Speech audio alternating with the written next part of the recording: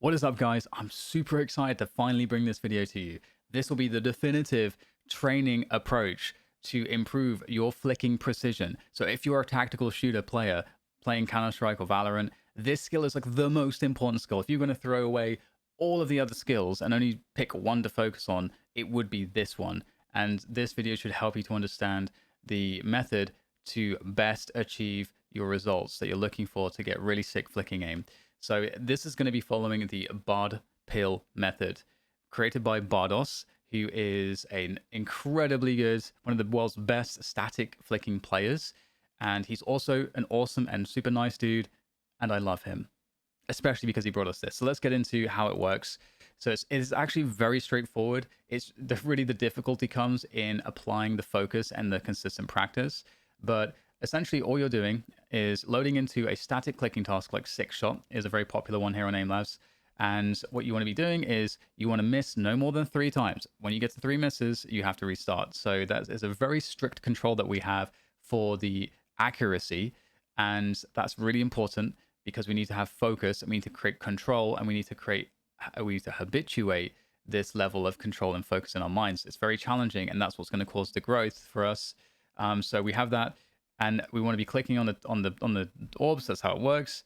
And you want to have 2 main movements. So you click an orb, you flick, micro adjustment, flick, micro adjustment, flick, micro adjustment, flick, micro adjustment, flick, micro adjustment. And I missed there. I actually missed because I shot too soon.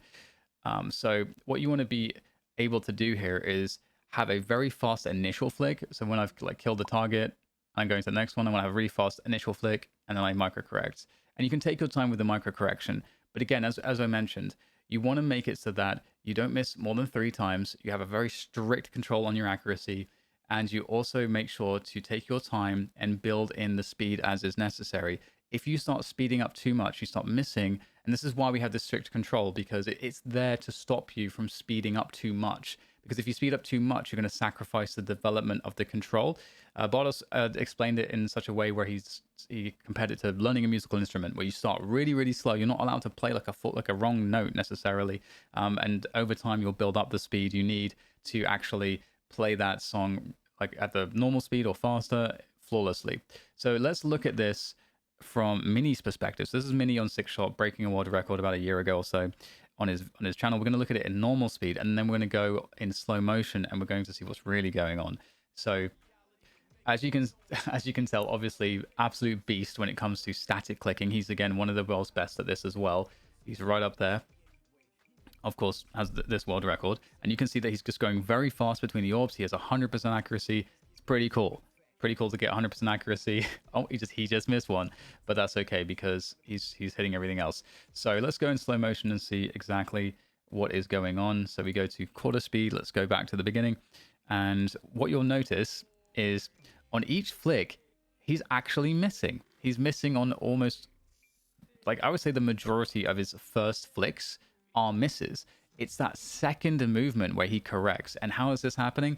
Well, through this very strict type of training with the Bard Pill method, he's able to have this sense of control and accuracy because his brain is confirming whether or not after that first flick he's on target. So he's able to practice and isolate the skill of like visual confirmation, and then every single time he knows that he's slightly off, he has created the control with speed to be able to actually make that micro adjustment and actually connect with the target. So this has huge implications because it acknowledges the fact that we can miss, and we will likely as human beings miss on our first target. There's some amount of error that will happen, but it's about the correction. And that is why this technique is so good, because it emphasizes the fact that, okay, we're going to need to correct. Let's isolate that part of the skill and just basically boil it all into this like one technique so that we can make sure that we have the highest chance of being extremely accurate and have extreme levels of control over our flicking movements.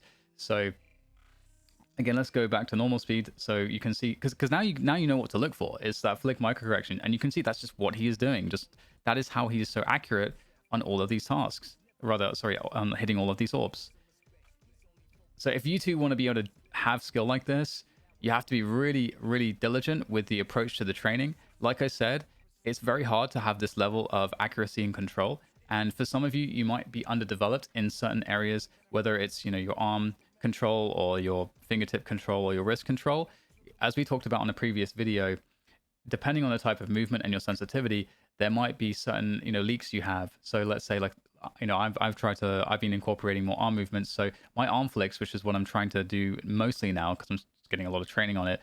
My arm flicks are going to, have me overshoot a lot. I'm going to be off a lot. And that's going to be why I'm like, very far away from the target. And when I do like a wrist flick, usually I tend to be much closer to the target. And so I understand, generally my wrist control is a lot better.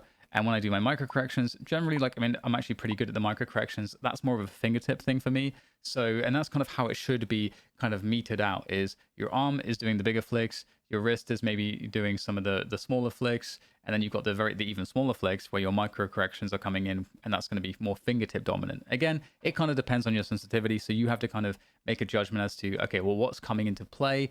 Am I using the arm enough? Am I using the fingertips enough? Am I trying to force a type of movement that doesn't kind of make sense? And then let's say, if you feel like your fingertip movement is really struggling, what you could do is you could try to, there's a few things you could do. You could try to maybe raise the sensitivity and play a different task, static clicking task, where maybe the orbs are a little bit bigger and you're flicking between less distances. And you can just, try to train it that way. You keep your sensitivity the same and kind of try to apply the same, different type of task that isolates the micro corrections, or, to build up your fingertip control. Or you could, if you're more arm related, do something similar where, you play a task like this and you actually put your sens down and make it really slow. So you're really forced to move the arm a lot, like almost exclusively. If that's like an issue for you, because that was an issue for me, it was foreign to use my arm. So I found myself just almost habitually incorporating other elements when I shouldn't be. So by just nuking my sens, that was a great way for me to force movement, like learning how to move with my arm. So there's lots of different ways you can kind of isolate to kind of try to, fine tune this accuracy issue with the static clicking. But when it comes to this kind of task and training, this is the method that you want to use, right? So I hope this has been helpful for you guys as we did a little bit of troubleshooting at the end there, if you're finding some extra issues. But I hope it was helpful. If you have any other video ideas that are along this vein, there's questions that you have, please leave them in the comments, share this with your friends, hit the subscribe button if you found this valuable, and I will see you on the next one. Thank you so much. Have a good one.